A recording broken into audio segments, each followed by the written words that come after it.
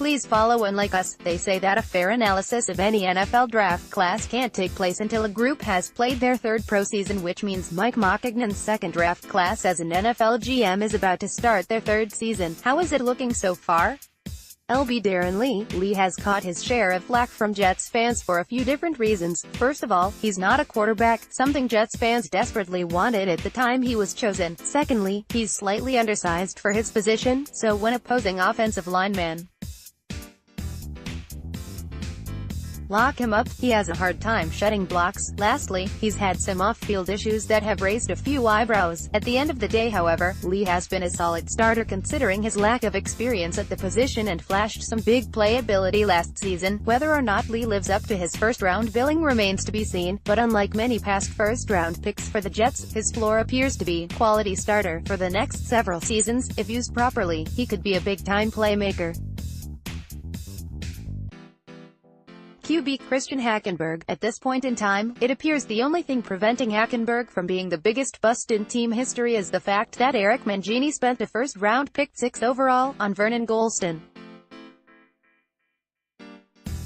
OLB Jordan Jenkins. Jenkins looks to be the second coming of Calvin Pace. He's a hard-nosed linebacker who will never put up more than a handful of sacks every year, but he'll be a consistent edge setter who lays the occasional big hit on top of his on-field performance. You get the feeling that Jenkins is an extremely high-character player. 2018 is a big test for Jets cornerback Juston Burris.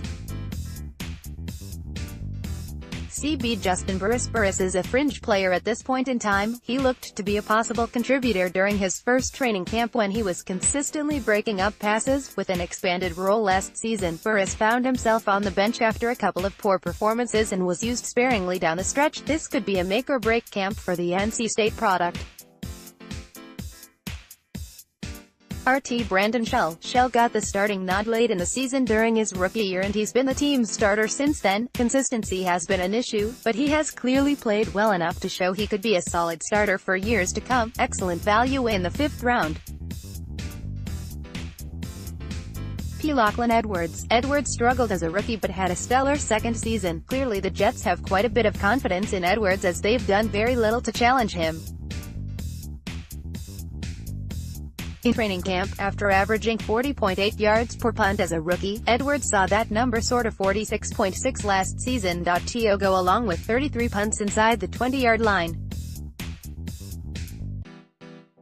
WR Sharon. Peak players taken this late in the draft rarely pan out, and Peak is another player who appears to be on the fringe, if not already on the outside looking in. He spent all of last year on injured reserve after playing in just 3 games. If Peak makes the roster in 2018, it will be due largely in part to his outstanding work on special teams as a gunner.